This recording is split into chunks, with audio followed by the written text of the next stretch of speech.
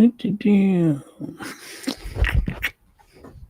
everyone, welcome to Program Yourself Thin podcast. Today we're talking about the dumbest diet that you could choose. What do you think it is? I know you're probably thinking, I don't know, is it keto? Keto's pretty dumb.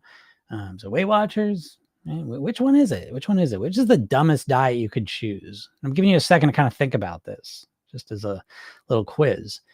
But what do you think the dumbest diet you can choose is? Now, I'll give you a hint. It's not a specific diet.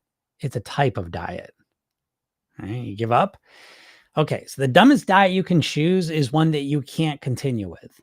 And if you could really get this, if you really understand what I'm saying here, I swear my work would be done. Because if you only chose a diet or a weight loss plan that you were going to be able to stick with long term, everything would change for you instantly. Most dieters completely take that part of the equation out of it. They don't think about how long they're going to be able to do it for. They just focus on how fast they're going to be able to lose weight. But as soon as you take a step back and start to question and consider, how long am I really going to do this for? How long would I want to do it for? How long do I want to eat just meat for? How long do I want to never eat a carb for? How long do I want to count points or calories for? And if you're really honest with yourself, you're going to hear a message of saying, not long. I don't really like this. I don't like doing this. And that little voice, that little feeling, if you let that voice and feeling guide you, you can get to a much better place than you've been. Because almost every single diet, and I don't care, it doesn't matter. It could be Mediterranean, it could be low fat. If we approach these things with a diet mindset, where we're really strict and rigid with ourselves, if we think we're going to jump into it 100% on day one and just stay there until we lose the weight, you're setting yourself up for failure, because it's such an unpleasant, overwhelming, stressful way to approach your weight loss that right from the beginning, it feels like an endurance test. It really feels like a fight against yourself to see how long can you force yourself to do this thing you do not enjoy. And it is that approach that leads to you repeating the same pattern over and over and over again, probably for decades, through all the different diets that you've tried, of stepping into it, doing it really intensely, and then getting burnt out, overwhelmed, tired of it, sick of it, and going back to what you always do. And nothing ever really changes. So if you start to take a step back and ask yourself, how long can I do this for? And you start to focus and commit to the things that you say, well, I could do this for a little while. This isn't that bad. I could keep this up. This isn't that hard. I could keep doing this. And the more you start to stack these things together, these strategies, these tactics that aren't that hard for you, you start creating a system for yourself that is sustainable. And that is the real secret to mastering your weight. Because it's not so much about how fast you can lose weight, because most people who want to lose weight at this point have a body that is a body, a mind, and a spirit to some degree that's a bit broken from all the dieting. So, you're looking at how fast can I lose weight now with this body that I've just been beating up through eating shit and dieting like a mad person, always going back between them. And what if we just start to calm down and create a solid, firm base under you, a solid foundation that you can build upon, that was relaxing, calming, enjoyable, and got you the results you're looking for? And I know that idea is just so foreign that it's almost like you can't even imagine what that would mean. But that's the first step to really mastering your weight, is to realize that there is a way to do that. There is a way to master your weight that is not stressful and terrible and miserable like all the dieting has been. And if you want to find what that way is, click the link in my bio, go get the hypnosis session I give you. It's free. Watch the video I made for you. It's free. And read the emails I send you. They're all free, and they will help you kind of understand a different path moving forward. And I hope it helps you out. So if anyone has any questions, feel free to ask them. We're on a Monday, and it's feeling like springtime. I don't know where you all are from, but here in Massachusetts, we got a first 50-degree day, it feels like, in a long time. And it feels nice, which it reinforces the idea, too, that everything is relative. And a 50-degree day in a 50-degree day in the middle of March feels a whole lot different than a 50-degree day at the end of October. So that's nice. But I hope you're all having a nice week. Know where people are. I know people are getting ready for weight loss. We're definitely popping into that season. So if you're not feeling particularly spring-like yet, hopefully you will. That's what I want for you. What's up, Joy? How's it going? But yeah, if you all have any questions on weight loss, feel free to ask them. I'm here to help you out. This is kind of a mission for me. I get on here every day, Monday through Friday, to help you all move past your weight issues, to help you master your weight. That Jody. So we come out of hibernation. It does feel that way. And this year, especially, like in here in New England, anyways, we got, and especially the last 4 weeks, about 4 weeks ago, I would say at this point, but somewhere in that range, we got a storm that just dropped like a foot and a half of snow on us, and then it all froze. So it's been like we've been snowed in for like, it's been a month or two here, or about a month, really. And so it's finally all melting away. So it does feel nice. It definitely does feel like coming out of hibernation, which is kind of a nice feeling. So I agree, Jody. Can't wait to take my first walk of the year with my dog. Oh, goodness. Gonna be so embarrassed to let Dawn know that. Dawn's a client. She walks every day. She doesn't care. And I respect that. What's up, Carol? Carol says, lovely sunny day in Dublin, Ireland. Nice. Good weather everywhere.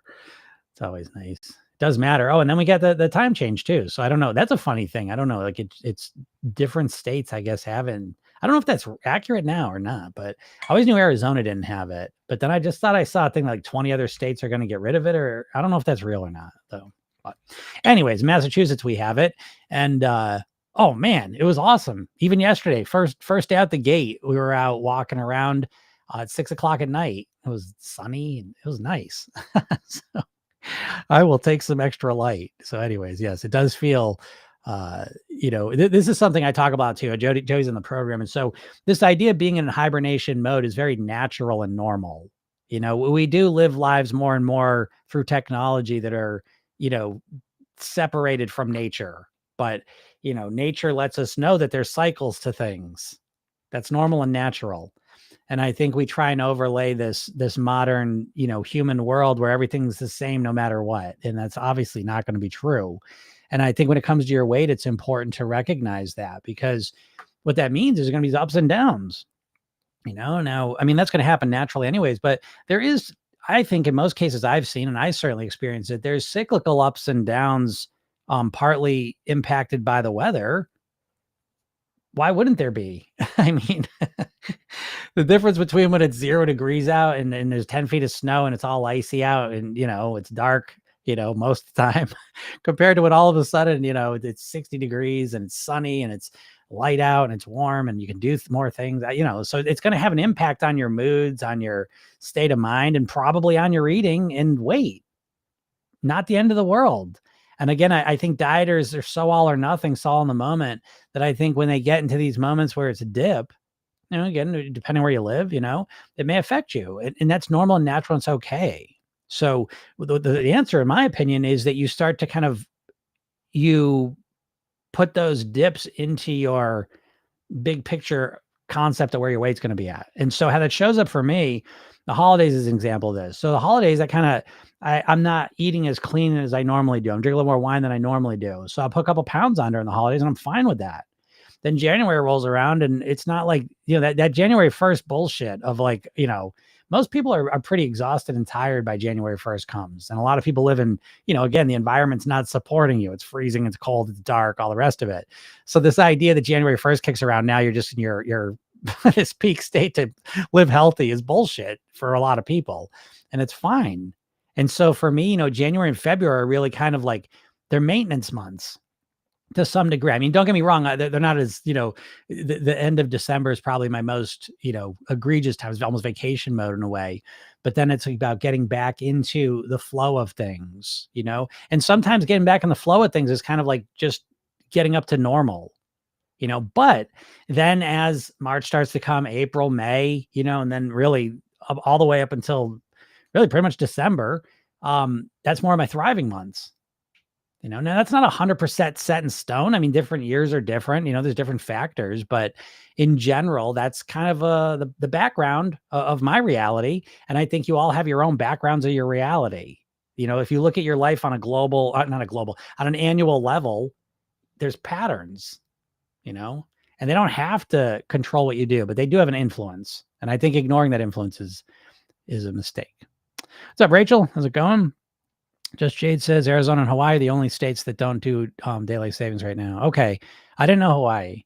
But yeah, so I did see that. I don't know. I saw like 20 other states. So I don't know if I don't even know how that works. I don't know if the states can decide it. That'd be so weird though, huh? Like it'd be so confusing. I never understood like Arizona, it must be confusing for them or people that work with Arizona people, which I have over the time, and it screws them. Oh, and Hawaii. That's right. Actually. And I work with people around the world, but yeah, so sometimes that when the time change happens, it throws things off. Peggy says, hi, Jim. Loving the weather here in Michigan. I've been able to walk outside on Saturday and Sunday instead of the treadmill. Yeah, walking outside is far superior to walking on the treadmill. And walking on the treadmill is great if that's the option you got. But being outside, walking normal, being out in the weather, all those things, you're getting lots of extra benefits. So I think that's really great. So yeah, I'm happy for you, Peggy. And I'm right there. I might even go play basketball today. I know I will tomorrow because it'll be 60 degrees. I'm real excited. So yeah, I'm just excited. Again, the world's working with me now. You know what I mean? As before, I'm not saying it was working against me either, because to be honest, I mean, the last 2 months, 2 months, I'd say, I recognize it's more of a maintenance mode. I don't like the word survival mode. It's a little too extreme, but it's in that ballpark of maintenance mode. I'm kind of holding ground. Okay. But the way I held ground the last 2 months is I really focused on my sleeping. That was my focus. And now, I feel myself moving a different phase. And so now I'm much, but now I'm prepared for it. So again, I don't think it's like the diet thing is always like trying to be the exact same version of you, no matter what the situation. And I can't stand that. I just think it's so unrealistic. It's so inhuman. And so I much rather want to be sensitive and aware of the different factors in my reality and how they impact me. And, I work to change some of them, and some of my work to accept and recognize them within context. So anyways, what's up, Lindsay? Lindsay says the Pleasure versus Happiness podcast was mind blowing. I love that one. Oh, thank you, Lindsay. That was a good one. Yeah. Pleasure versus happiness. I gotta, that's, it's so much stuff. I don't know. In some ways I'm so dumb. I say this all the time. That's why I know I bust all you dieters chops a lot over here, but, no, it comes from a good place. And, what I'm referring to is I have all these podcasts I do every day, and I never even post them in the right spots. Although I did see something on TikTok. I guess some kind of warning or something. I gotta look at that. I literally saw it just before I started. I don't know what that's for. I have an idea though. I get warnings sometimes. Weight loss is a tricky issue to talk about, in case you didn't know. And it's very triggering for some people. So I don't know if that's what it had to do with, but I will have to find out. So anyways, yeah, if you have any questions, feel free to ask them. I'm not missing TikTok. I haven't got to see where you all are at. Oh, there's Don. Yeah. Already went on your morning walk. Already got my walk in this morning. Look at that. See, that's Don. That's smart. Don's like that. And it's inspiring, Don. It is.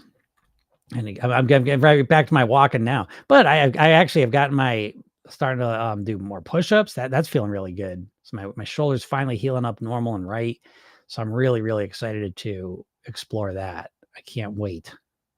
So yeah, I'm super excited. But again, you gotta be strategic. Sometimes it's the right time to kind of push forward, do lots of stuff. And sometimes you gotta kind of ease off, settle, and then, push for the right thing.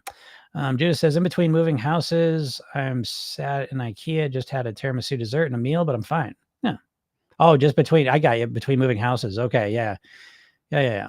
That's what I mean. Like, that's an example of what I'm talking about. It's like, if you, like, when you're in life and all of a sudden you're moving houses, or you just lost a job or starting a new job, or you just got married, or you just got divorced, or you just had a kid, or a kid just moved away. Anytime like giant things are happening in your life, I think we got to recognize that it's stressful, and it can be good things. I mean, we excited. I can't wait. I mean, new house is amazing. I can't wait. It's great, but it's still stressful because it's new. New things are stressful to us because they're uncertain, and we have to think about a lot of things that before we didn't have to think about. So I think, again, recognizing that to me is just so important. And Program Yourself Thin, so much of what we're doing is developing awareness of what's going on. But even more importantly is awareness of what we're thinking and how we feel, because that's going to dictate what you end up eating more than almost anything. And so I'm really happy to hear that, Judith. I like that, but I'm fine. I like that. Okay. And you'll be more and more fine when you realize, okay, I'm just in a weird spot. I'm in between these houses and I'm using the tiramisu to kind of handle my emotions. It's something you probably know. Going to IKEA and just kind of zoning out and doing that. It's probably grounding in a situation that's very unsettling at the moment. So again, when we start to give it context and stop doing the diet thing where you're just like, you're a good person or a bad person. I can't stand that. And it's funny because like people rarely do that to their friends. You know what I mean? Like if your friend was in between a move and they're like, oh my God, I went to IKEA and I ate a tiramisu, and they're beating themselves up. You wouldn't beat them up too. You'd be like, oh, come on, look at you're stressed. That's it. Fine. You'll be fine. But then when it comes to ourselves, it's like, no room for that. It's just beating ourselves up. And, it doesn't work well. That is why I'm here. I would say, what is funny? I was thinking, I was doing some work this weekend, and I was thinking to myself that what really drives me, it's funny, it's not even the longevity, although that is really important. I want you all to live as long as you possibly can, but it really is the moment to moment emotions you're experiencing that really is very compelling to me to help people with. And when it comes to the dieting and the weight loss, it's like people are so it's so negative, you know what I mean? Like it's such a brutal way to be with yourself. I'm reading this book called The Beauty Myth, and it's like, it's such a deep dive into it. And I got a couple of these books where I'm deep diving into the advertising, and then The Beauty Myth it's like that too, but it's deep dive stuff, because we're always on the surface level of experience, but there's so much deep shit that's intentionally put there to fuck with us. And we've internalized that when it comes to the weight loss. That's literally the thing that bothers me the most, is when it comes to weight loss, the way most people try and generate weight loss in themselves is through a very, very punitive and mean strategy, where they're very, very mean to themselves, where they're cruel to themselves, where they feel all these negative emotions, all this tension and stress and failure and hopelessness and apathy. And that is the thing that I think drives me to get on here every day to try and get the word out more than anything. Way more than what you look like. And I want you to look the way you want to look, but it's way more that literally your weight may be the number one thing affecting your moods in this society, And it's like, so you have this beautiful, beautiful life to live, and you could squander a lot of it at this point away feeling bad about yourself, So that's what bums me out more than anything.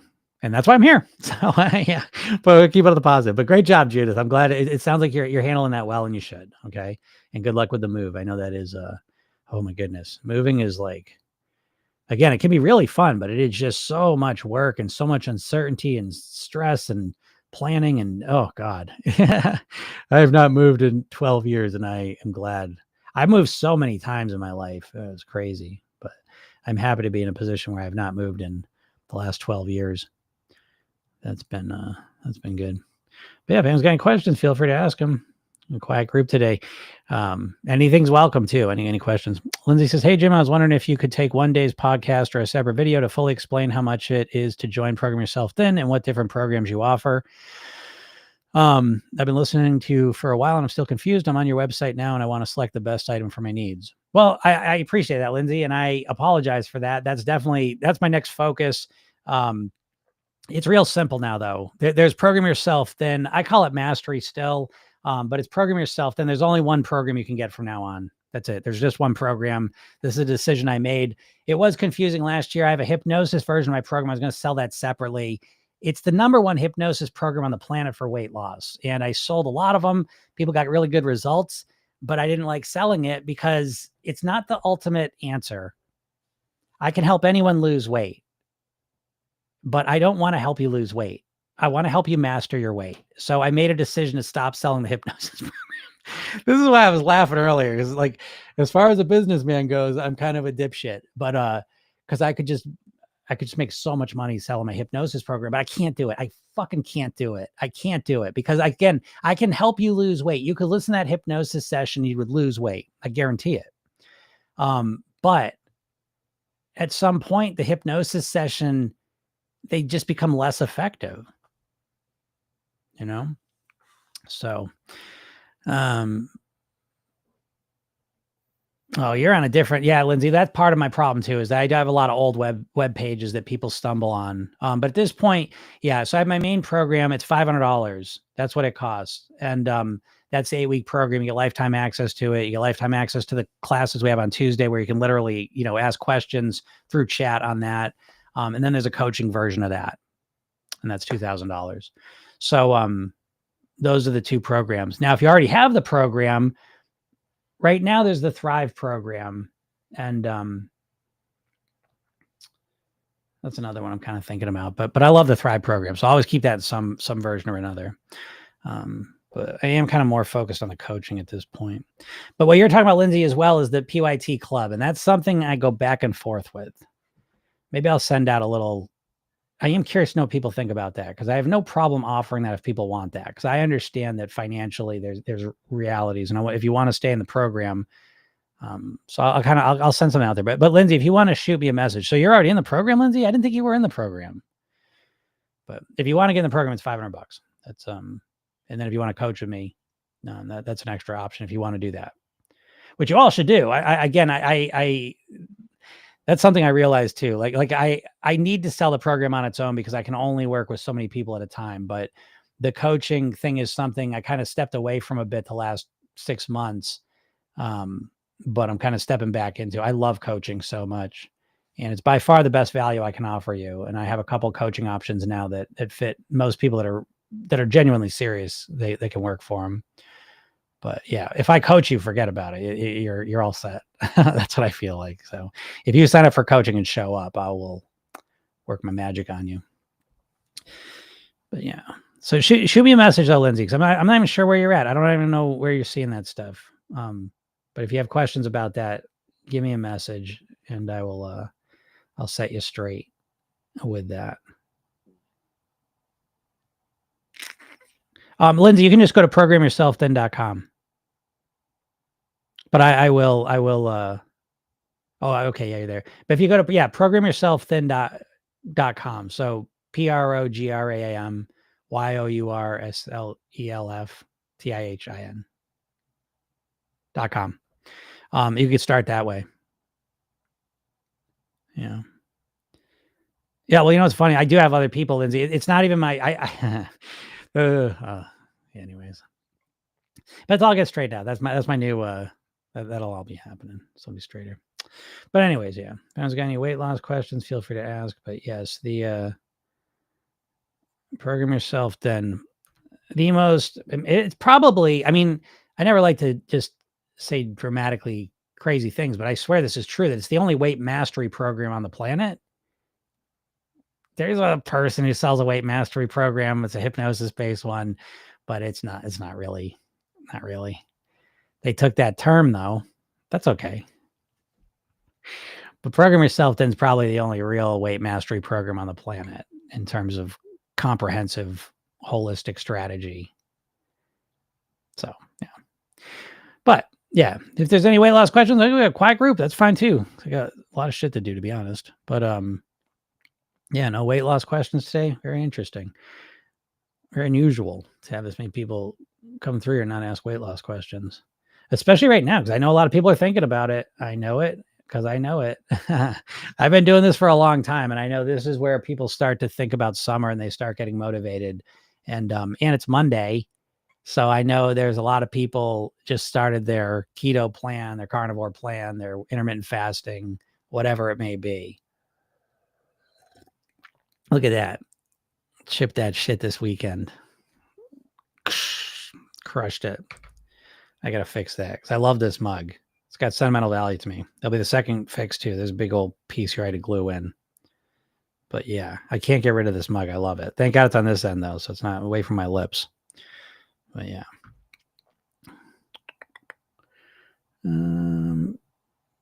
There's Vicky. Vicky says, "What's your bottom line analysis of living untethered? I'm just starting to listen to the audiobook." Yeah, I was gonna do. I don't know if I'm gonna do that book today for the Thrive lesson. I was gonna do it. I might do it, but I was kind of thinking because we're focused on meditation this month, I might just teach like a real simple meditation, reference a book real quick, and then actually practice some meditation, then do the Living Untethered next week.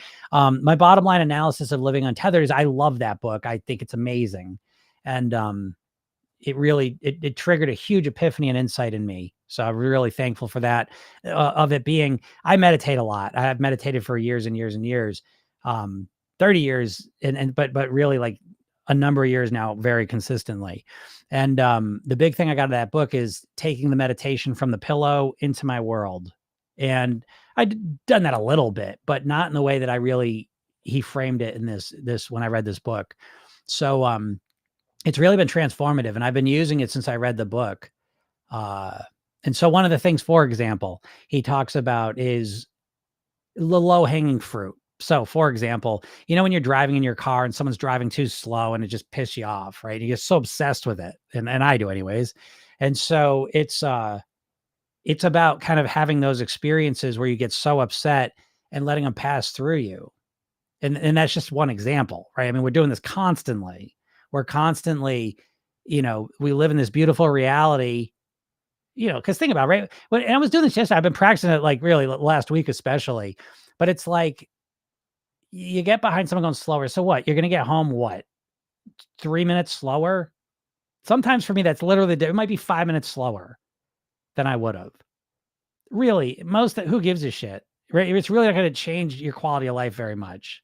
But we can get ourselves in such a state that we're just like, it's tense and stressed and angry and pissed off.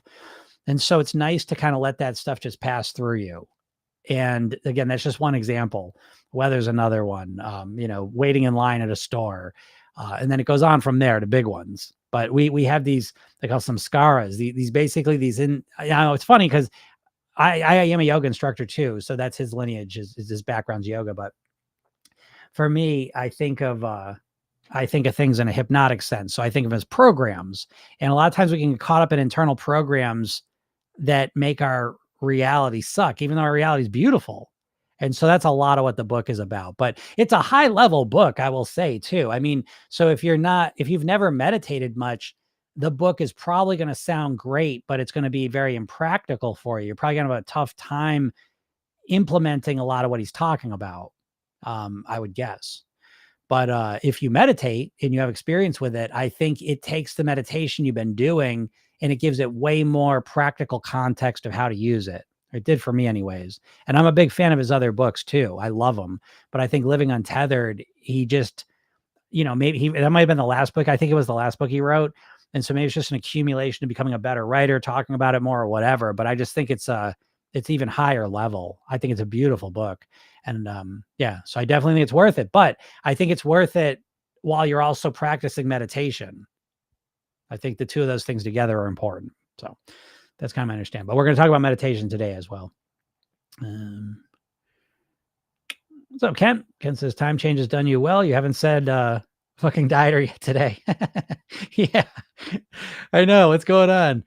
I don't know why, because I think it's mostly me talking. We haven't gotten too many questions today, which is kind of weird about weight loss. So so I'm just kind of filling up the space with my own talking. So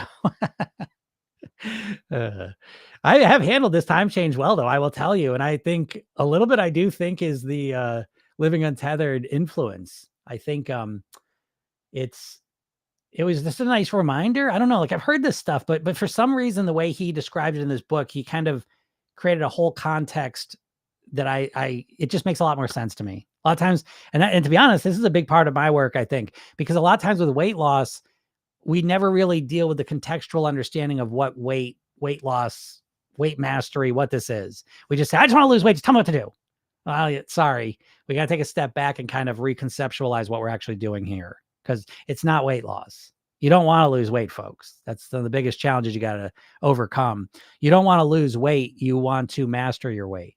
You don't want to lose weight. You want to live at your goal weight for the rest of your lives. That distinction is really important. They're two completely different things. So one's a sunset, one's a sunrise. You know what I mean? Like they're that different. They're two totally different things.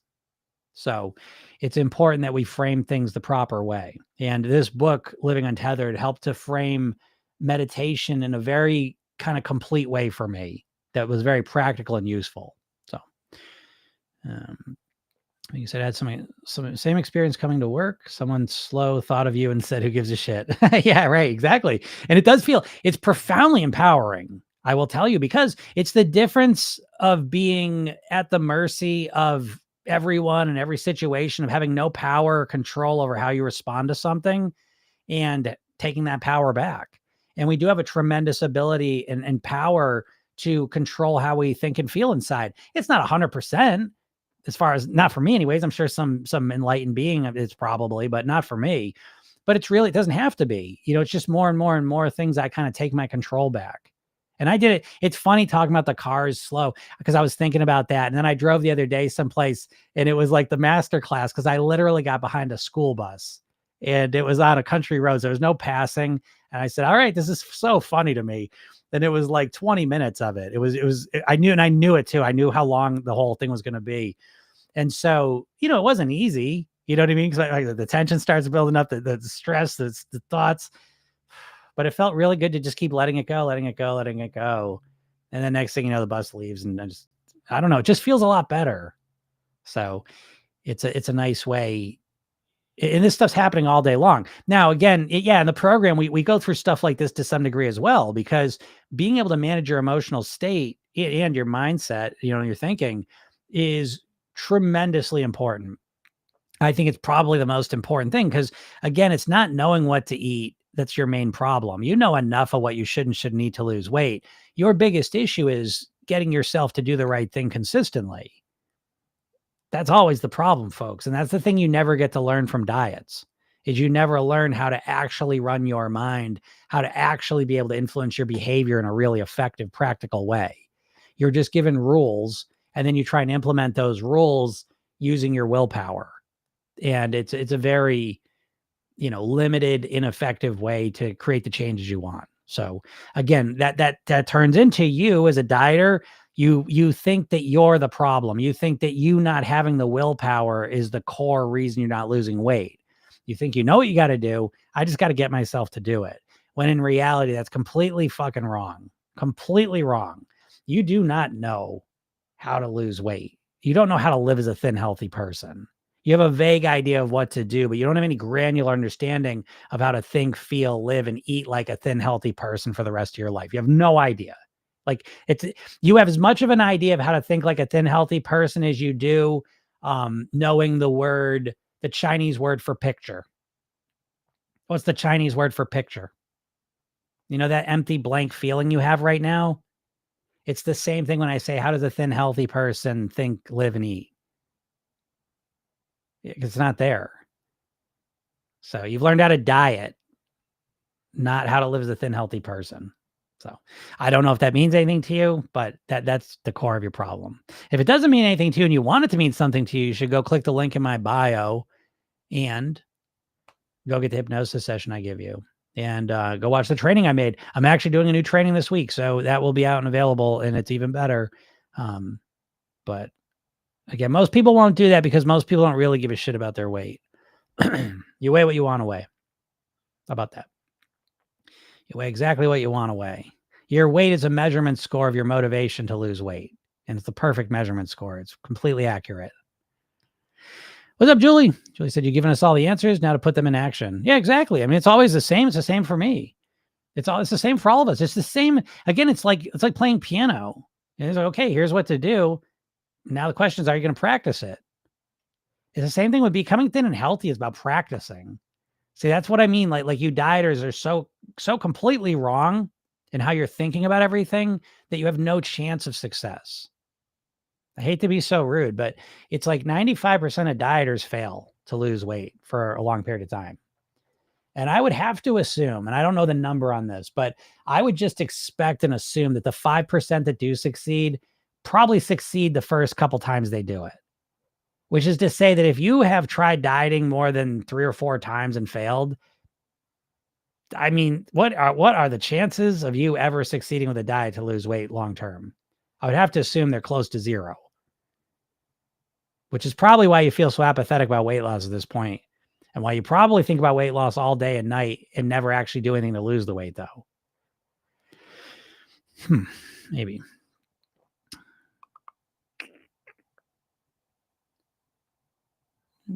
Oh, look at that, Vicky. Yeah, meditate every morning now. Super, super, super, super. Even short meditations with Headspace. Yeah, that's great. Yeah. Yeah, that's liberating, especially on Mondays. Yeah, for sure. Yeah, of course. That's a great point. Yeah. Mondays are a great day to meditate. I mean, all days are great days to meditate, but some days are better and greater than others, for sure. Yeah. Love the concept of learning how to run your mind. Yeah, of course. Those are all my clients. We want to learn how to run our mind, and we're always working on it. Cato says, I binged today and I don't know what to do now because my diet was going so well. Well, Cato, your diet's still going well. You know, again, dieters, you zoom in so far, right? So I don't know. My diet was going well. I don't know what that means. How long was it going well for? How well was it going? What were you doing? But let's just make up story here. And if you want to give me more details of what diet you're doing, what was going well, how long you've been doing it, I'll be able to make it even more specific. But let's just make up a story. Let's say your diet was going well for a week. You started last Monday and it went great Monday through Friday, and then even over the weekend. And then all of a sudden, Monday, the new Monday comes, and now you binged, right? My diet was going so well. No, it's still going well. If we zoom out, we look at the 8 days, 95%, 90% of the days you ate great. Wonderful. And then one day you got caught up in the eating. Okay. It's always going to happen, folks. You're never going to be 100% perfect. That's one of the toxic concepts that dieting puts in your brain, that you're going to be perfect. You're never going to be perfect. You're a human being, and you have to eat every single day multiple times. You're never just going to be perfect. You're not going to go from where you're at to being perfect. And that's the dieting thing, right? But here we are on Monday. A lot of people starting there perfect today. And we'll see how long that lasts. We'll see if you even make it to the end of the day. And if you do, let's see if you make it to the end of the week. And if you do, let's see if you make it to the end of the month. The numbers very drastically disappear when it comes to talking about weight loss and diet, sticking with it. So yeah, Cato, it's no big deal. Just relax. I was thinking that it's like, just relax. Relaxing is probably the most important ingredient for successful weight loss, because as soon as you make a mistake with your eating, it's like, notice how you just freak the fuck out. No big deal. Let me put it this way. Let me reframe it. And again, I picked a week. So I don't know if you told me how long you actually been at it for. Oh, okay. We'll see. Here you go. Right. So it's like, I want to get that body for summer. So you can still get that body for summer. It's one day, like, listen here. How about you think of this? Well, let's just assume it's been a week, right? So what if let's see, it's the beginning of March, right? So let's say you got March, April, May.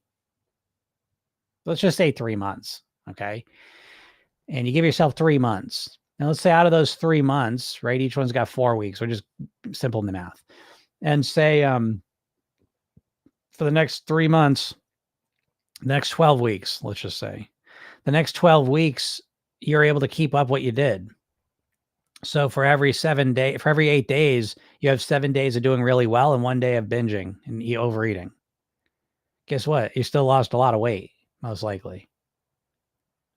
But again, see, this is what happens. And there's a bunch of conceptions here, but with the dieting, one thing dieting does to you is probably the most harmful is the time frame that it gives you for you to think about your weight.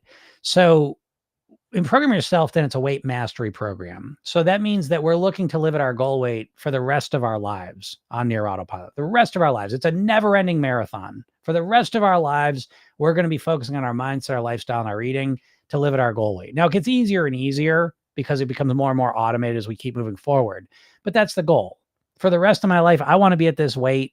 I want to, eat the way I'm eating to some degree, live the way I'm living, think the way I'm thinking. Right.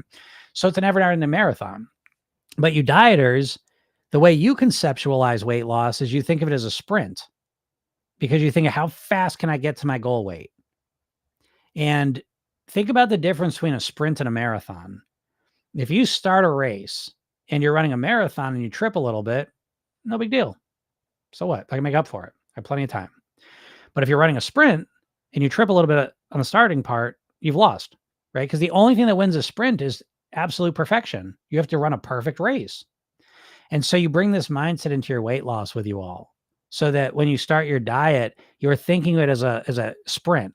How can it be perfect? So that the second you make a mistake, and you are going to make a mistake, guaranteed. Some point you're going to make a mistake. But the difference is that you experience that mistake as catastrophic because you're thinking in such a short time frame. So it's really important. The way you conceptualize your weight loss has a huge impact on what you're going to do and the results you're going to get. And most dieters think about weight loss in a very short-term way. So you have 7 days, I was doing great. Oh, and then one day I screwed up. Oh my God, I blew it. What did you blow? You know what I mean? If you zoom out, you get right back on track and do another 7 great days. What did you blow? You know? But again, dieters think in an all or nothing way. And in Program Yourself Thin, we think in an all or something way. Because we recognize there's going to be mistakes. You're going to make problems. You're going to have ups and downs. That's really what's going to happen. And so dieters almost have no ability to get themselves back on track quickly. In Program Yourself Thin, and for weight mastery in general, I believe the most important skill that you need is the ability to get back on track quickly, which is why the cornerstone of the Program Yourself Thin program is the Program Yourself Thin technique. It's a 1-2 minute hypnotic technique you use on yourself. It's a self-hypnosis technique. And this technique, it's the reader rehearsal technique technically. But what it does is it helps you very quickly learn from your mistakes and get right back on track. And you do it every night. So we're always, the whole program is built around being able to get back on track quickly when you make a mistake. Why? Because you're going to make lots of fucking mistakes. And you dieters can't even absorb any mistakes hardly. They completely blow you off the track. And until you can fix that, you almost have zero chance of success. That's what I think. But anyways, but good job for the week, you know. But now the question is, what do you tell yourself about the binge day and what that means moving forward? You know? Kato says, if I binge on lunchtime, should I eat a normal portion meal for dinner or less because I always binge on lunch after work? I mean, if it was me, I wouldn't eat less necessarily, but I would definitely want to eat like cleaner. So I don't think in terms of just calories only. And I do think in terms of calories, but I also think in terms of cleanliness of the food. So it's like when I overdo it, I choose the wrong food, I binge, I eat too much, whatever. The next meal I'm looking, say, okay, let me dial this back in again. And usually it's easier, right? Because if I ate a lot of food at lunch, a lot of times, oh, I'm kind of full, whatever. I want to eat better here. So I've got a number of strategies I use. Water is my number one. Like as soon as I eat too much, eat the wrong food, I pretty much go right to the water because I'm looking to say, oh, whoops. And then I want to say, I want to get back on track as quick as possible. And back on track isn't just about eating. The more you can expand your mind and not have it just be about eating, the better. So for me, walking, drinking water, taking a nap, these are things I will typically do after I made a bad food choice or overate. And all of a sudden I'm sending a signal in my mind, okay, we're back on track. And then the next eating, ideally I'm looking to clean it up. I'm not looking to like, oh, I'm not going to eat dinner now. Because now they're just like, with Program Yourself Thin, we're always looking to kind of manage our hunger. So if I go and overeat a lot of food, I don't want to crash it down. And now I'm really hungry again. And I'm on this constant up and down. I don't want that. So it's like, if I way overeat, I'm looking like next meal I come back, I just want to eat what I normally would have eaten, but I'm going to eat that. And I'm going to clean it up as much as I can. Meaning I'm going to avoid, salt, sugar, flour, processed food as much as possible and make it as healthy as I possibly can. So that's what I would do. And then tomorrow, just start again. It's fine. You're going to have that so much, folks. I hate that about dieting. Dieting is a complete psychological operation on you, folks. The diets that you all reference subconsciously don't want you to lose weight. All the big diets are owned by the food companies. Weight Watchers was owned by Heinz. Jenny Craig was owned by Nestle. The company owns Atkins Food Products, the same company owns Auntie Anne's Pretzels and Cinnabon. Same company, the company that owns Slim Fast, the same company owns Ben & Jerry's ice cream. So when these companies are teaching you how to lose weight, they don't really want you to eat less of that shitty food, less of it. That's their business model. So what they're doing with these diets is they're filling your head up with rocks so that you just keep eating the same amount of food anyways. It's so devious and diabolical and awful. It's awful. Because I know you're all trying. I know you're all willing to put the effort in, or you were anyways at one point. I know you're apathetic now, but yeah, but your head got filled up with rocks and ne'er-do-wellers. Is that a word? Yeah, it's such a shitty thing. And it's so unfair. And I that's why I'm here. Makes me nuts. Kelly says, I picked up a copy of Psycho-Cybernetics over the weekend. Do you recommend that book? Oh, absolutely, Kelly. Yeah, absolutely.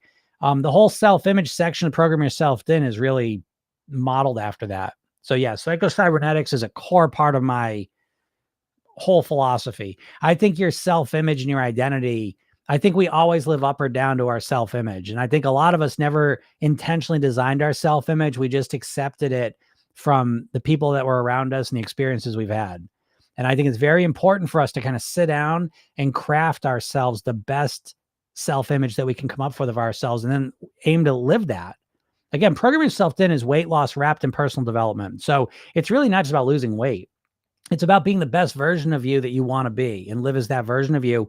And that version of you weighs whatever you want to weigh. But the weight really is secondary to being the person you want to be and living as the person you want to be. So, yeah, cool. I thought I remembered you mentioning it. Yeah, I mentioned it. I love that book and I read it regularly. That's a book I actually do reread. I'm not saying all the concepts hold up exactly. I mean, it was written in the 50s, but I think the concepts that he came up with, he was a plastic surgeon back in the 50s. So plastic surgery back in the 50s was more built around like dealing with deformities than it, like now it's different, more cosmetically, whatever, we get it. So what he noticed when he would help people with deformities is that he would, some people get their deformities fixed, but they would still kind of act as if they still had them. And it helped him kind of recognize that there's like this self-image we all hold of ourselves. It's a mental thing, So again, you see these people are no longer, the physical thing's not there anymore, but in their mind, they still have it and they act as if. So it's very profound to me, that whole concept of the self-image, and Psycho-Cybernetics, I think is profound, that there is this part of us, we don't live in reality. We live in our version of reality. And so when it comes to weight loss, for example, a lot of people that lose weight still think of themselves as being overweight. This is one of the core problems all you dieters have, is that you never learn how to think like a thin, healthy person. You just think like an overweight person who's restricting food. That's not how thin people think. And you don't know that. And so again, the diet industry has taught you to basically, you're still thinking like an overweight person. You're just thinking like an overweight person who's restricting food. And that's a temporary thing.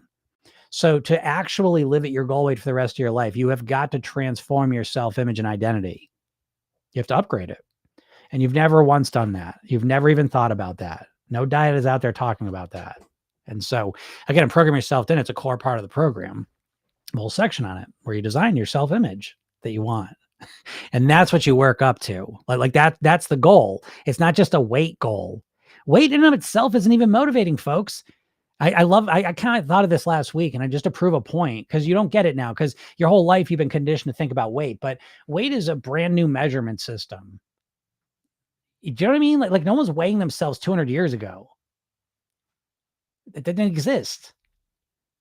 So it's like if I told you instead of weight, you're going to measure yourself in square inches of skin.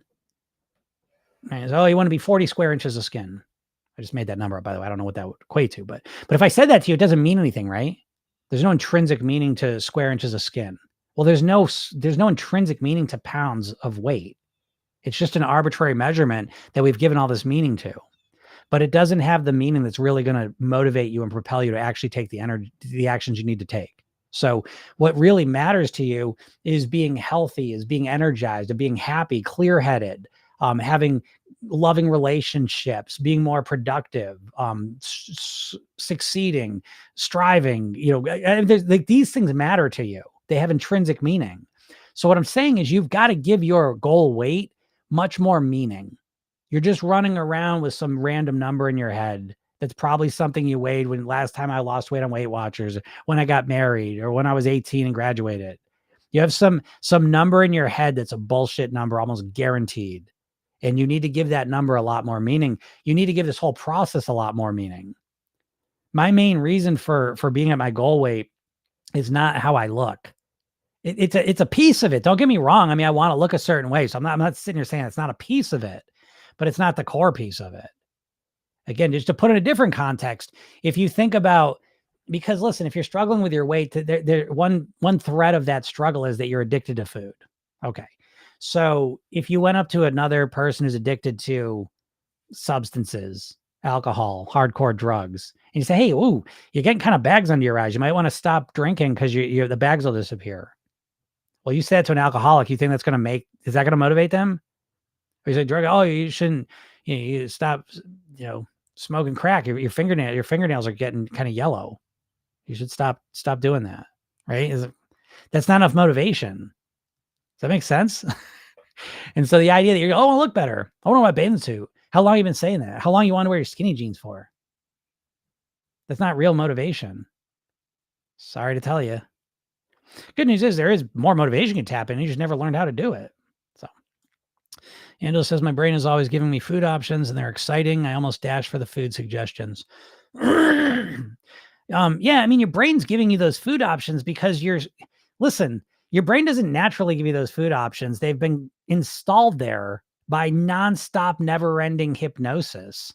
So listen, folks, you're all constantly being hypnotized, just so you know. But the main hypnotist that you're exposed to is from the food industry. I mean, you see thousands of food ads a day. So yeah, no wonder your brain gives you options that are exciting because you're constantly hypnotized. You're listening to constant hypnosis sessions about processed food. If you listen to as much of my hypnosis as you listen to food hypnosis, you'd all weigh what you wanted to weigh easily and comfortably. But yeah, no, that's a real deal though, Angela, too. I get it. That's real. So we got to learn how to deal with that though, and so program yourself. Then we program in new things your brain gives you as options. And I did another thing too. I just recorded it today. How to deal with cravings, So again, yeah, you might have a craving for food. You don't even realize it was there. And all of a sudden you got this idea in your mind and you have no way to deal with it. The most of how you all deal with it, you try and use willpower to fight against it, which doesn't work well. So, because I know I still have an overweight mindset that holds me back, but I am making progress thanks to you. Yeah, you're welcome, Kelly. It's a process, in terms of your self-image changing, your self-image, honestly, that's one of the longest things it takes to change, just to be completely honest with you. It takes, it's after a year, after 2 years, that's when it really, really starts to change. So yeah, but just to give you a better time frame. And I hope you don't freak out with that. I mean, if you're going to learn the piano, it's going to take at least a couple years to get decent at it. It's no different here. That's the best part. That's why I'm so glad I'm not selling the hypnosis program anymore, because I don't have to pretend like, I don't know. I'm not looking for lazy people in my program. And it feels good to just say it. So it's like, and beyond lazy, it's kind of like people with their ridiculous expectations. And I don't blame anyone because, again, the diet industry has conditioned us to think of, in terms of this big, and no effort, right? Because every diet is a get rich quick scheme. That's what they're modeled. It's the same thing. And so you're always conditioned to look for the easiest, simplest, fastest, no effort way to lose weight. Well, that's never going to work for you. You've got to learn how to be thin and healthy. You've got to invest the time, energy, and usually money if you're going to work with me, And so it's like, if you don't want to do that, then you're making that decision. And it's just like a get rich quick. I don't want to just stick to something. I just want a quick way to make money. Great. Knock yourself out. That's got a very low chance of success, just like your diets. They're just get rich quick schemes. And they're just shitty. They don't work. It's a half-assed commitment. I know it feels, oh no, I'm going to count every calorie. Yeah, you're committing for a day or two or a week or two, but that's not a real commitment. A real commitment is like when you signed up for college. That's a real commitment. Oh my God, it's going to take me 4 years, 6 years, 8 years. Okay, that's a real commitment you made. Your diet's not a real commitment. It's just a wing and a prayer. I'm going to do it. It's Monday. I'm going to count my calories. Not for long, you're not. Gail says, can you hypnotize against thinking of food then? No, you can't hypnotize against thinking of food. Because your brain doesn't understand negatives, right? So you can't do negatives like that. Like it's like this, Gail. If I tell you, get your willpower together, right? Don't think about a yellow banana. Don't think about a yellow banana. Don't think about it. What are you thinking about? Right. So it's not that we don't want to hypnotize ourselves not to think about cookies, right? Because what are you thinking about? right? What we want to do is we want to start thinking about the foods we want to eat. Now, I know you say, well, I don't want to eat fruits and vegetables. I don't like them. Well, we got to do some work there. You've had a lifetime of conditioning that have moved you away from vegetables and fruits and healthy foods because they're not as profitable as processed foods. So it's sometimes it's a deeper level of conditioning you have to do. But so it's not about hypnotizing against the bad foods as much as it is hypnotizing yourselves towards the positive foods. Now, we also do hypnotize against the negative foods too, but the primary focus is on feeling amazing, because the more you make this just about a number on a scale, the more you make this about feeling good, thinking more clearly, having more energy, being the person you want to be, the easier it is to start craving healthy, natural, energizing foods. So, but I would suggest anyway, I don't go through all of it right here, but if you click the link in my bio and go get the hypnosis session I give you, and then go watch the video I made for you, it'll help explain it more, give you more context.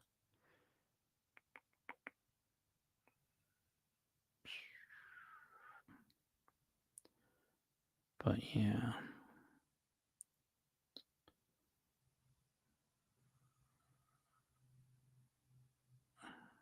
Kato saying. Kato says, I think I just need to chill and not stress about it so much. Maybe that's the reason why I binge. Heyo. Well, that's the other step too with the binging, is to start to understand the pattern.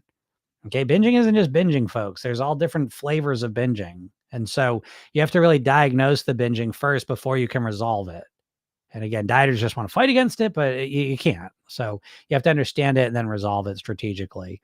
But yeah, Kato, I would agree. I think you just need to chill too and congratulate yourself. Great job. You had a great week. Now, Program Yourself, then we have clean and pleasure days, so you'd have a context to put that in. But just for yourself right now, again, we all have a negativity bias naturally, where we notice the negative shit way more than we do the positive stuff. But we can't just accept that, or else we're fucked. So again, Kato, take a step back and appreciate what you did over the last, again, I never found out how long you were doing well on your diet, but focus on that piece of it and, reconnect to that, because that's what we all have to do. We're all going to make mistakes. Rose says, I have PCOS and every time I fast, I'm shaking with hunger. Well, I mean, that just, it sounds like a great reason not to fast. Like, this is what I mean. I mean, dieters, you dieters, not only are you the most gullible people typically, but you're also, you miss like what's right in front of you. It's like your body is just telling you in every possible way not to do this. I'm going to do it anyways. I get it. I've done the same thing. I'm not judging, but in Program Yourself, then it's so much about understanding what works for you. In dieting, it's about, doesn't matter if it works for you, just do it. Well, I'm shaking. I feel like shit. No pain, no gain. Yeah, but I feel like I'm going to pass out. So what? Do you want this or do you not want it? I hate it so much. I hate it with a passion. So yeah, if I had PCOS and every time I fasted, I'm shaking with hunger, I would change my strategy up, because I would not want to feel that way. So Kato says, I drank a lot of water after the binge, but I still don't get why. Like, what's the benefit of it? What's the benefit of drinking water? Well, that's true, right? So the benefit of water is a couple things. First off, if you ate a lot of food, drinking some water is going to help you digest it more quickly and effectively. Okay. And then there's other physical benefits to it, start to make you feel better. But the biggest reason for me is the mindset piece, so that when I do something like binge or choose the wrong food, I'm kind of feeling negative about myself. I'm feeling like I did something wrong. Now, when I drink the water, I feel like I'm on track with something better, and I'm doing something good for myself. So the water really serves two purposes. And the biggest purpose, honestly, is more mindset wise. I did something I'm not happy with. Now I'm back on track. I'm doing something, get myself back on track. Because again, folks, I know you dieters, you think of your success in terms of how long can I be perfect for? I can't, I got to write this book. I got to write a lot of books. There's too much stuff to do, but, with, you dieters, your brains are just, you've been programmed to be overweight, and the dieting is a core part of that programming. You're programmed to be overweight primarily from the food companies just constantly triggering to think about overeating, addictive hyper palatable foods. That's the majority of your overweight programming. But a huge component, like probably a third of your overweight programming, is thinking like a dieter. So they both work together to keep you overweight. But yeah, the benefits of water, again, it's the physical benefits you get, but it's primarily for me, the mindset benefits I get. It becomes an anchor, a signal that, okay, not happy with that decision, but we're right back on track. And so then I get myself, because your biggest issue, Cato, and it's almost like, it's like, let's just say 7 days. And I still, again, if you let me know how long you did with the diet, I can speak more specific. But it's like 7 days when you're doing great, 1 day where you didn't do great. And actually, it wasn't even 1 day, it was one moment, one meal. And so it's up to you at that point after you do that. This is the biggest decision for all of you folks. It's not about being perfect. It's about what do you do as soon as you make a bad choice or a mistake or however you want to describe it. What do you do? And most you just spiral into negative land because you have no influence over your mind. But again, drinking water is part of a strategy I have to say, shit, that's not what I want to do. I'm back on track. Here I go. I'm right back. Because otherwise, Cato, what are you going to do? Well, we're talking now, so now you're thinking differently. But at first you binge, and now everything becomes about the binge. And you either beat yourself up about it or you're trying to ignore it. But you were beating yourself up. I don't even know what to do. Oh my God, I binged. And so you start to that binge becomes everything. So for me, the water is a mindset shift. I wasn't happy with that decision. Now I'm right back on track with my water. So it's hard to explain all that without the context. So that's why I suggest go watch that video I made. Give you a little bit more. Yehan, if I'm pronouncing that right, forgive me if I'm not. I have a problem with emotional binge eating. Do you have any advice? I'd be grateful for your response. Yeah, absolutely. Emotional binge eating. Okay. So a lot of people have this struggle. But the answer is not just to stop emotional binge eating. That is not the answer. Okay. The answer is to understand the emotional binge eating. Meaning, when is this going on? We're all programmed. We're basically like cyborgs to some degree. And we just run programs that we've learned, most of us. And so when we say, I got emotional binge eater, I'm an emotional binge eater, that's so big and vague, it means nothing. What we need to do is we need to dial into it and say, okay, when do I emotionally binge eat? What's the pattern here? And you'll start to notice there's probably 2 to 3 to 4 binge eating habit patterns you have. And what I want to say, what's the worst one I got? What's the one that shows up the most? I get lonely at night and I binge eat every night. Okay, great. Let's focus on that. And so what we don't want to do is just say, I'm going to stop binge eating at night. That's not what I'd want to do, because now you're just going to be a thin, lonely person. So what I want to say is, I'm doing this. I get lonely at night and then I use the food to kind of distract myself from it. Let's just say. So once I know, it's a loneliness thing, now I can say, okay, how do I want to feel? Well, I'd like to feel connected. I'd like to feel, loved. I'd like to feel that connection and energy with another person. Let's just say that's your answer. Well, now all of a sudden we say, okay, how can I start to feel connection with someone? Maybe at night I'll call my friends or my family. Maybe I'll go sign up for some class here that's at night and I'll go do that and be around people. Whatever it may be for you, everyone's different. But now all of a sudden you've gotten to the core issue, which is that you were lonely. You see?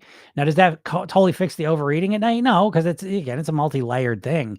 But at least now you're on solid ground and you've dealt with some of the emotional stuff. Now, again, whether that fixes it or not is irrelevant. It's the process that's more important. And if you keep approaching things this way, you will find resolutions. You will find solutions and strategies that work for you. So again, when someone tells me I have an emotional binge eating habits, I want to know what the main emotions that trigger the binge eating are. I want to understand it. And once I understand it, my ability to strategically resolve it go way up. And so will yours. So hope that helps. That's 90% of what I help people with, I swear. And again, it's funny too, because then Peace for Real says, what are your thoughts on GLP-1? And this is one of my issues with the GLP-1s is that let's just go. And I'm not saying Jehan is lonely here. I just made that up as an example, but it doesn't matter what it is. But let's just say it was loneliness. I feel lonely and I go and eat. Okay. Well, now I'm taking GLP-1. Great. So now I get lonely and I don't eat because I'm not hungry. It never deals with the core issue.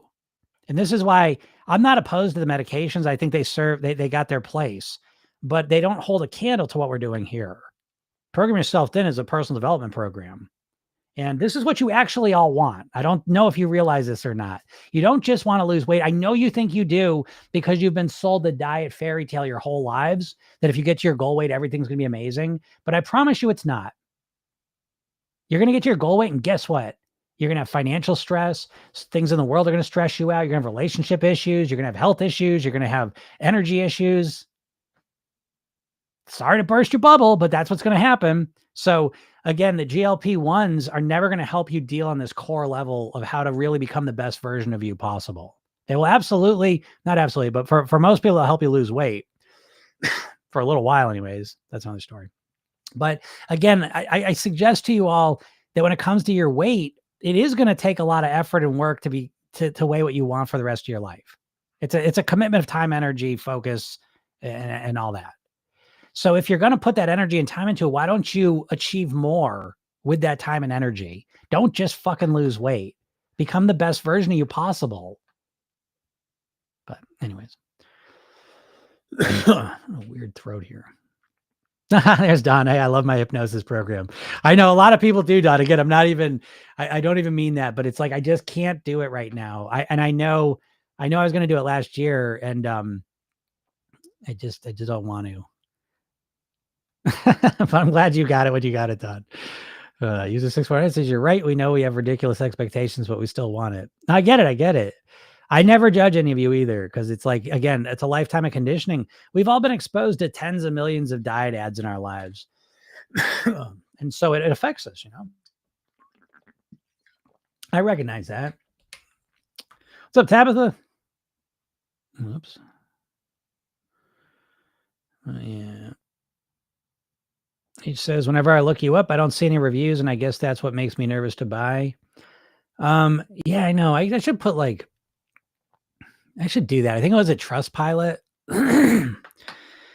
Oh, I know. It's like, I got, it's like, I got 10 million testimonials, and I should set up Trustpilot. Cause I get that. I would look things up too, so respect. I get that.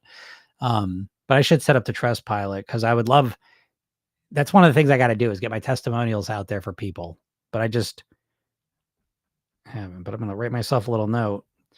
And as my clients know, once the note goes on this tiny piece of paper, it's right there. Trustpilot reviews. But I think that's fair. But it's annoying for me because it's my program's like the best program on the planet, and you get like the most support out of anything. And so I got to stop being stupid with certain things and get the testimonials out there so people feel more comfortable, and but I get it, H. So there's nothing to be nervous about, but why would you believe me? I'm biased. That says it me, or you look healthier, like bright. Do I? I don't know. Maybe it's the sun. It's probably it's probably just the sun. I have been broadcasting from the dark depths of New England for the last 2 months, and it's just been dark. And I swear, like today, it's been a couple days now, but it feels like the sun's out for the first time. So it could just be that the radiant sunlight that's actually hitting my skin. So funny. He's looking for anyone else who owns his program. And you can shoot me a message too. And that's another thing. I don't get into all that, but yeah. Hey, listen, I will tell you, but I don't talk a lot about my business side of things, but mastering my weight is no different than mastering my business, but again, I have things just happen as they happen. You know what I mean? Like again, we all want to lose 100 pounds in a day, but it just doesn't work that way. So you just got to be consistent, stay with it, Yeah, Mickey's life's up and downs. Yeah, Biggie's in the program too, H. A lot of people here in the program. But again, I always get confused because we're actually streaming to Instagram, YouTube, Facebook, TikTok. And so TikTok's in its own place. Actually, everyone's kind of siloed in their own place. But I see everyone's comments. But I can't put you in touch with them. But yeah, Vicky's in the program. What's your analysis on the beauty myth you mentioned in previous podcast? I'm only like 40, 50 pages into it, but it's absolutely fascinating to me. I am on a mission to become a feminist, I would say. And I hesitate to call myself a feminist yet because I still have a lot of work to go, a lot of work to do to really understand it. But I'm fascinated by it for a bunch of reasons. And one of the big ones, and I mean, it runs parallel. It's absolutely adjacent to everything we're talking about here. But I like to read about conspiratorial things that affect us in society. Social engineering is a real thing. And a lot of times we'll put a conspiracy label on it, but it's a real thing. And certainly I talk about a lot of it in terms of the weight in the diet industry, but I never really talk about, the beauty cosmetic side of things, which is another prong of the problem. And so the beauty myth's amazing so far. It was written in 91, so that's kind of always interesting. It's crazy just how different things are in 30 years, but it's profound. And I think it's really, again, I would say it's a political book. So, depending on where your politics are at, you may be triggered by it. But I think that there's points in the book you just can't argue with. And there are things that are always in front of us that you just never see. And I love books like that. So far I'm a huge, huge fan of it. And I will have more to talk about as I kind of move through it. And may even teach about that book as well. It says, where in New England? I'm in Vermont, and it's so sunny today and warm too. Oh yeah, I'm right on the border. I used to live in Vermont. Used to live up in Burlington. Used to live just outside of Brattleboro, which I'm just outside of Brattleboro now. Used to live in New Hampshire. That's right over the border in Chesterfield. Lived up in Burlington for a while. So yeah, I might have been in Vermont someday too. I don't know. I was born in Mass, so I was just like kind of Mass, but Vermont's my number 2. So yeah, I know it's like sunny out. I know it's like, oh, thank God. Rachel says, once I understood the lonely reason for eating at night, I changed my routine. This was so helpful to resolving nighttime eating. There you go. Rachel's in the program, and she is not only in the program, but she's really good with the program, and she just internalizes a lot of things. Rachel has actually written a whole book. So, she took this stuff again. What I'm trying to say is like, this really isn't just about weight. I try and urge you all to understand this. It's about becoming the best version of you possible. So a lot of times what we do is to say, well, I'm overeating here, and so a dieter just wants to stop eating so much, but we will take that as an opportunity to implement a new habit that not just helps you lose weight, but more importantly, like just makes you thrive. It sets you up to thrive. And so one example Rachel's talking about is, if you're lonely at night, the eating or not eating is that's not the problem. That's not the core of the problem. It's a symptom of a deeper problem. And this is, again, dieting never deals with the core problems. The injections don't deal with the core problem. And so, again, that's just one example. Once you start doing the core problem, you can find a real genuine resolution. And I just, the reality that you experience when you actually resolve core problems is just so profoundly different, because most of you internalize weight loss as just forcing yourself to do shit while the foundation is all cracked. So to build on a solid foundation where you feel really good, where you learn how to meet your emotional needs, where you learn how to influence your mindset and get your lifestyle supporting your eating, supporting you to be the best version of you possible, one piece of that's living at your goal weight, like it's night and day. I mean, it's literally 2 completely different things. So yeah, super proud of Rachel. And again, she's another one. She literally wrote a novel in like 3 months. That's a real solution. You see, she just stopped overeating, Jim. No, she replaced it with something that really jazzes her up. And so right off the bat, she's doing something that's genuinely way more fulfilling. And now you get 3 months into it. Now she's got this book she wrote and is going to sell. And it's like, you know what I mean? Like it snowballs. That's what I'm trying to tell you. When you do things properly, the good actions you take start to snowball. They influence the ones before that, and they start to build up. Dieting doesn't do any of that. Anyways, Kelly says, I saw Naomi Wolf in person my first year of college. That book is awesome. Yeah, great. I appreciate Kelly's the book master. So that means a lot to me. Yeah, I'm a big fan of Naomi Wolf. I'm a big fan of this book. I just think I don't know. My daughter and my wife have taught me so much, and I am literally just beginning my journey of understanding it. And it is fun. I mean, most of my clients are women as well, but I think even women, you're all was born into this reality. It's hard to see outside of it, the forces at play. And I think being able to see them, just that alone is so enlightening. And so I think this book is just such an eye opener. And yeah, so I think it's a great book so far. Again, I'm only into it. It might get terrible, but I think I can't imagine that. But it's very interesting. So yes.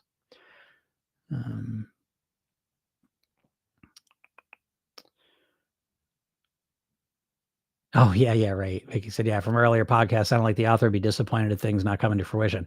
No, I was saying that the other day that yeah, like she wrote this book in 91 and yeah, I said, yeah, she must have like ulcers because to think like when she wrote that book and as aware as she was of all these things and to watch the social media come into play, knowing what she knows must be very difficult. It's kind of like, I'm like that with the food. I'm so aware of the advertising in the food industry and processed food and the diet industry that like I see a lot more than the average person does because I understand all their bullshit. So I understand what they're doing and I see where things go with it. And so it bothers me a lot more than it bothers the average person. So I imagine for Naomi Wolf watching the last 30 years unfold social media wise, must be real hard for, I can only imagine. It said, I heard that cutting too much calories actually makes you gain weight. Is that real? I mean, cutting too much calories will ultimately make you gain weight is real. If you cut all the, let's just say the average American eats 3,300 calories a day, by the way. That's crazy. I only eat 2,500 calories. When you measure it, but that's another story for another day. But let's just say you eat 2,500 calories a day and you cut your calories down to 500. You're going to lose weight every single time. So that starvation response really, I think, is misunderstood a lot. And for most people, what the starvation mode means is that you're going to get so hungry, you're going to binge eat. You're going to overeat at some point. It's unsustainable. So you might starve yourself for a little while and then you're going to blow back and you're going to overeat. And you're going to ultimately put weight on. And then when they say you're affecting your metabolism, that's like one word to describe a lot of things. So when you drastically cut calories down, you're influencing your psychology, you're influencing your biochemistry, your hormones, you're influencing your microbiome, you're influencing your epigenetics, all in ways that are going to nudge you towards gaining weight because you're sending your body and brain a message that food's scarce. We better hold on to it. And that also translates into when there's food around, you better eat it. So it's not so much that there's some starvation mode where you stop burning calories. That's silly because we've seen people in famine, food scarce environments and they're all thin. So again, I think that is often misunderstood, that phrase. But cutting too many calories most of the time will lead you to gain weight because you're going to at some point not be able to maintain that. And then you're going to over restrict. And now you're way overeating. That's typically what it means. Now, are there broken metabolisms? Yes, but it's such an outlier thing. It's such an outlier thing that a lot of people conflate the hormonal effects, the psychological effects, the biochemical effects, the epigenetic effects, the microbiome effects. They conflate that stuff with this idea that you're going to have a metabolism that just stops burning calories. And that's not true except for the extremely outlier things. And even that can be fixed. So hope that answers that. Jahan says, so fascinating. I'm going to have to look into the reason why I'm doing it. Yes, loneliness is definitely a factor. Okay, well, yeah, I pick loneliness because that's a very common one. And again, you have to understand in this environment, in America especially, we have been conditioned and trained to use food as our main emotional management strategy. I believe at the end of the day, all weight-related issues come down to emotional eating. Because if you just ate to nourish yourself and then you stopped, you wouldn't have a weight issue. It's the emotional piece of it. So again, in Program Yourself Thin, learning how to deal with emotions is just so crucial to success in the program. And we spent a lot of time learning how to do that. But yeah, great job, Jahan. Yeah, you start looking into why you're doing it and then say it's loneliness. And don't say, oh, how can I not feel lonely? Start to seek out, what do I want to feel? Connection, love, engagement, joy, whatever the words may be, and then start asking yourself, how can I get that? Get obsessed with those questions. How can I feel more connection? How can I feel more love? How can I feel more joy? How can I feel more physical touch? Whatever it is you're looking for, get specific about it, and then get obsessed with how you can experience more of that. And you may notice that all of a sudden your emotional eating disappeared. You didn't realize it because you're getting your genuine emotional needs fulfilled finally. So, hope that helps. And that's why I do this, because again, it's not about just the weight of it. It's about that piece, the mindset, the emotions you're experiencing. Ahmad says, I lost 30 kilograms and I gained them back in 2 years. Well, I'm sorry to hear that, Ahmad. Again, unfortunately, that's the norm. 95% of dieters that lose weight put it back on. So all of you can relate to that. Every single one of you has lost weight and put it back on at some point, multiple times, most likely. And it's devastating. But again, I want to point out once again that dieting is all about weight loss. Dieting is focused on you getting to your goal weight. So you're getting exactly what you should be getting. Dieting's not about living at your goal weight. It's about getting to your goal weight. So the diet industry focuses you on losing weight, and Program Yourself Thin and Weight Mastery focuses you on living at your goal weight. And Program Yourself Thin, we start day one focusing on maintenance, because that's the goal, to live at your goal weight for the rest of your life on near autopilot.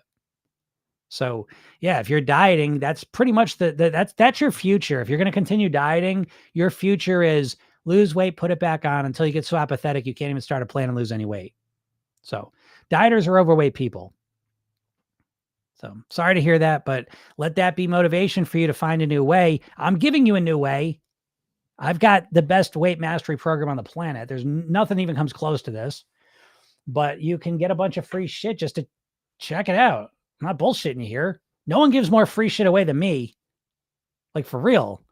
So you go to my bio, get the hypnosis session, watch the video I made, if you're serious. But again, most people are so apathetic, they just can't even think outside of dieting, can't even really. What's up, Karen? Think about what they want. Oh, Biggie said, here's to you in the brick house. So thank you. Yep, brick house. Karen says, so true, eating for emotion and taste. Yeah, absolutely. We condition our whole lives to do that. Yeah, thank you, Kent. Yes, Kent's a superstar too. Yeah, I joined Jim's weight mastery program 5 months ago. My only regret is that I didn't start sooner. Yes. We'll screenshot of that one. Kent's a superstar, doing awesome. Cato says, do you think that water fasting is effective and helps you to cleanse your body and then eat healthy? Oh, no, I do not. I think water fasting is a great way to get yourself obsessed with food, to trigger more binge eating, to nourish your binge eating habit if you already have one, to psychologically just destroy you. That's what I think water fasting is good for. Now, if you're doing for some spiritual reason, that's a different story. But if you're going to try and use water fasting to lose weight, nah. Because what happens? You get all excited when you're not eating anything and you're losing weight. And then what happens once you start eating and the weight goes back on? So I don't find that to be a very good strategy at all. And it goes back to the idea of what I was talking about earlier, that the dumbest diet you can choose is the one that's unsustainable. So I think water fasting as a weight loss method is just short-sighted and silly. But go knock yourself out, folks. And again, if you ever tried it and you had the opposite experience where you're like, oh my God, I love not eating this. This water is amazing. I love just drinking water. I could do this 4 days a week. Then go ahead and do it. But that's not most people's experience. For most people's experience, water fasting is extremely stressful. And there's no cleaning your body. The cleaning your body is to eat more whole natural foods and less processed bullshit. That's the real cleaning your body. The water fasting cleaning your body is just, it's a jerk off. not to get crude here, but it's like mental masturbation. It's not real. It's not real. You're not cleansing your body by drinking water for 3 days in any meaningful way. The main way that you're influencing the cleanliness of your body is what foods you put in your mouth most of the time. And if you're putting whole natural foods, fruits, vegetables, greens, beans, whole grains into your body, then you got a cleaner body. If you're putting bullshit, food stuff, processed food stuff, junk food stuff in your body, then you got an unclean body. And the water really is a small part to do with that. And the water's not going to clear all that out. So that's a bunch of bullshit, just like most of the weight loss world. It's a bunch of bullshit. It says, sugar craving sabotage my progress always. What do you think? Yeah, I mean, yeah, sure. But there's just a lot of ways to deal with sugar cravings. I don't disagree with that. I mean, sugar is definitely one of the big problems, but it's sugar, it's salt, it's fat, it's flavorings. There's other things that are just right there at the same. Sugar's just highlighted as one special one, and it's a big one, but they're all just as big. So, so what's the solution? I know you think, well, I have to stop eating sugar, but the stop eating sugar strategy, while it sounds good because it's just simple to understand, it's clear cut, it follows the substance abuse abstinence model, so it just seems easy conceptually. But the reality is that most people are not going to live a life where they don't ever eat sugar. So I have found to be what's way more successful is learning how to moderate sugar. Oh no, Jim, I can't do that. If I eat sugar, I eat all the sugar. That's because you don't know how to moderate anything. Let's be honest. You've never learned how to actually moderate. You don't have any strategies. You don't have any mindset strategies to moderate. You don't have any lifestyle strategies to support it. And you don't have any eating structures to know how to moderate your sugar consumption. You have no idea. You've tried all or nothing, not eating. So again, I never believe a dieter when they tell me I don't know how to moderate. You've never even learned how to moderate and you've never practiced it. So the vast majority of people I've seen, I end up finally convincing them to moderate sugar, not get rid of it completely. So, but it's a worthy adversary, as it all the junk food is. You know what I mean? As all the food stuff is. So, but again, I would suggest go to my link, check out the hypnosis session, watch the video I made. Cause again, it's hard to answer that question because you want me to give you like one little tip, but it's really more about understanding the whole thing within a different context. That makes sense. Cato says, how can I lose face fat? You lose face fat by losing weight, usually. And then again, your face is your face too. So you might store more fat in your face than the person you want to look like. So it's always, I always say that the secret to weight mastery is action and acceptance. That you have to take action, and then at some point you're going to have some acceptance. So I can only lose so much weight. I can't lose enough weight to grow the hair I want to grow. So part of my journey was accepting this is the hair I was born with. This is what I got, and I'm okay with it. But I still want to take action, be the healthiest, happiest person I can be too. So it's always that combination. But the way you lose face fat is the same way you lose belly fat, leg fat, butt fat, stomach fat, shoulder fat, any fat. It's reducing your calories. But then again, recognizing too that we all store fat in different ways. We want to look different. So there's that piece too. Yeah, exactly, Vicky. Yeah. We'll be learning moderation forever, and that's okay. Me too. I'm always practicing this stuff. Ahmad says, what do you think when urges attack to numb yourself or distract yourself and anything else? Well, again, I mean, I think it's like, again, Ahmad, I'm not busting your chops here, but it's like, this is a classic dieter thing where it's like, how do I deal with sugar cravings? How do I deal with that? How do I do this? And it's like, there are ways to deal with that stuff, but they exist within a completely different paradigm or conceptual understanding of what we're doing here. So dieters, all they care about is losing weight. So it's like, if what I'm telling you isn't directly related to you losing weight, you're not interested in it. And I think that's part of the problem. We need to think bigger. Again, this is why I talk about college, right? So it's like you go to college, you're making this big commitment to something. Is everything you learn in college directly related to the degree you're going to get and what you're going to do? No. But it serves a bigger purpose, supposedly. Does it always? I don't know, but it's that's what it is. And so it's the same thing here that, urges to attack to numb yourself, for example. So we want to numb ourselves. Well, why do you want to numb yourself? Right? Because there's some emotional pain there. How are you experiencing that pain? Because of what you're thinking and focusing on. You're remembering something from the past that brings you all this stress and anxiety, and you don't know how to deal with it genuinely. So you turn to numbing yourself with the food, drugs, right? Food operates like drugs in our society. It's the food stuff that we are surrounded by. The processed food stuff is much more like drugs than it is like food. Meaning, like cocaine is much more like a drug than it is like a coca leaf. Because in order to make cocaine, you need to take lots and lots of coca leaves and distill them down chemically to a very concentrated form that acts much different in your body than a coca leaf would. Okay. So it's the same thing with the processed food. It's so completely devoid of actual food. The main thing stripped of it is fiber, and then it just goes on and on and on there. And then it's enhanced in ways that cause it to overtake your brain. So, in that sense, we're looking at it. So again, if we put that paradigm over this, that, okay, there's some emotional stuff coming up that you don't know how to deal with genuinely. So you go and turn to the food drugs to deal with it. And that's the main pattern you have now. And you say to me, okay, well, how do I deal with that? Well, that'd be like someone saying, well, hey, Jim, I got this white substance powder that I keep putting on my nose. How do I deal with that craving to numb myself? Well, I hate to tell you, but it's going to take more than just something I could tell you in a sentence, right? Again, when we look at addiction treatment, it's just a bigger process. That's kind of how you have to think about weight loss. I mean, it's different than addiction treatment, but there's aspects of weight loss that are very much related to addiction treatment. And I think that you should start to think of it that way because it gives it the respect it deserves.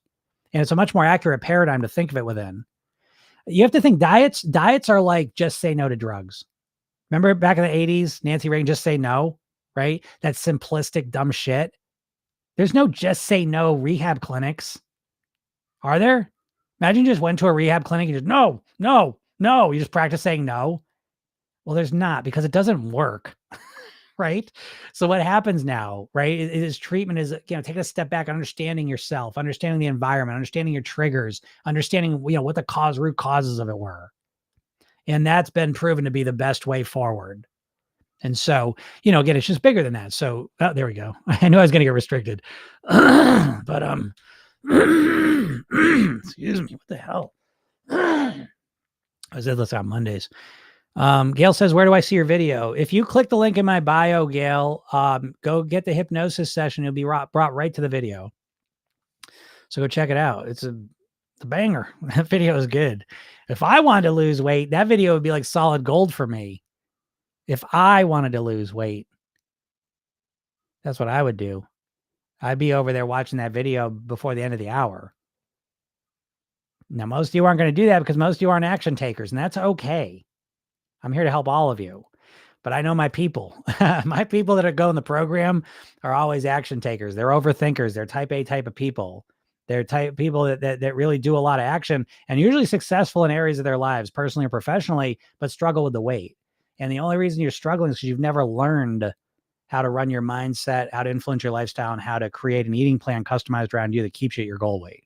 So it's a knowledge issue. So I always love the people that want to watch the video because I know you'll get a lot of value out of it. So you can go to programyourselfthin.com too.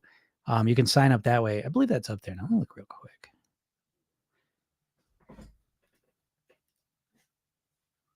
Yeah, you can even go there too. But you if you're on Instagram, you should be able to go to my bio and just click the link and just go get the hypnosis session. What's up, Shireen? Shireen says, Jim speaks the truth, people. Shireen knows she's in the program. So yes, I really do speak the truth, not to just be patting myself on the back, but I really do. Vicky says, I love when you talk about weight loss wrapped in personal development. Yeah, of course. It transcends into so many other realms as well. Great to recognize. Yeah, exactly. Exactly. Cappuccino says, I don't know how much food to give myself. What is a regular plate? My whole life, I fix a big plate. I mean, it's different for each person. And I don't like just going straight into it and saying this much, Cappuccino, this much, because I don't know. And you don't know. So what I would say is if you have a sense that you keep fixing big plates, that portion controls one of your core bad habits, most people are 3 to 4 bad habits away from being at their goal weight. So if you realize my portion controls, that's an issue, I would go to work on that. And what I would say is I'd say, okay, what's a typical plate I would, so first it's always awareness precedes change. So awareness, how much food do I usually give myself? That's the first thing I want to know. Once I have a sense of how much food I tend to give myself, now I'll say, okay, what if I cut it down by 10%? Let's see what happens. How do I feel? I hardly even noticed. I was fine. I'll cut 20% out and then I'll eat a little slower. Oh, I didn't even notice it hardly. And then I would work on it that way until I got to a number that felt right and my weight started going down to where I want it to be. It says, I lost weight with the fat person mentality. That's why dieting is an endless loop. Yes, exactly, Ahmad. Exactly. Yes. You all need to change your mindset. You need to not just lose weight. You need to create the mindset of a thin, healthy person. You need to create this self-image and identity of a thin, healthy person. That's the secret to mastering your weight, to living at your goal weight for the rest of your life on your autopilot. A part of it is to create the mindset of a thin and healthy person. So we can't just be an overweight person who forces themselves. And again, dieting is an overweight person process. Just so y'all know. And he says, I love to listen to you. You've helped me so much this week since I've been listening to you. Well, great. Good job, Eni. And so make sure you, again, get on my email list because I got cool stuff coming. I know I've been saying this a little bit, but I got a new training. I got 2 new trainings coming in, but the big one is the 2 steps to master your weight. But the other one is how to choose your goal weight, which I'm realizing is so needed and crucial. And with that one there, I'm actually going to give you access to my gym AI. I have an AI clone of myself, folks. So it actually helps coach my clients, but that's there as well. User 649 says action taker, question mark. So if you're an action taker, user 649, go get that session. Always know action talks, bullshit walks. We'll see. It's how we separate I do this every day, and I've done over 500 episodes of this now in 2 years, a little over 2 years. So I do this pretty much every Monday through Friday. I'm on here live, and on average, I got 50 to 100 people at a time. So, it's like, maybe 500 people, 1,000 people come rolling through here over the hour and a half I'm here. And only a tiny fraction of them actually go and sign up for the hypnosis session. It's completely free. So again, most people don't really give a shit about their weight. You like to think about it all day, but you don't really like to do anything to fix it. I know that hurts people sometimes, but sometimes you need the truth. Haley says, is it right that you cannot target fat loss in certain parts of your body? Yes, it's absolutely right. Yes. You can't make fat disappear from a certain part of your body. And again, the fact that people think that's possible is just a testament to, how badly we can be misled. So, you can, don't conflate, losing weight in your arms versus building muscle in your arm. You know what I mean? But you can't make a certain part of your body lose weight. How would that work? I believed it too. I'll do crunches. That's not how it works. Your body is a whole system working together. And so you can't I'm going to burn weight from my butt. No, you're not. You can't do that. So, anyways, so you're right about that. All right, everyone, I got to get out of here. Thanks for listening. Thanks for the questions. If you, again, not my world, click the link in my bio, go get the hypnosis session, watch the video, check it out, get my world. I do this live every day, Monday through Friday. If you ever have any questions, pop on here. I'm happy to help you out. And if you like listening to this is a podcast. It's called Program Yourself Thin. It's on all the podcast platforms. You can listen to it for free, upload it every day. You go check that out. And then if you're ever really serious about your weight, go to programyourselfthin.com. Go sign up, go start working with me. Let's make it happen. All right, everyone, have a super duper day. And we'll talk soon. Bye.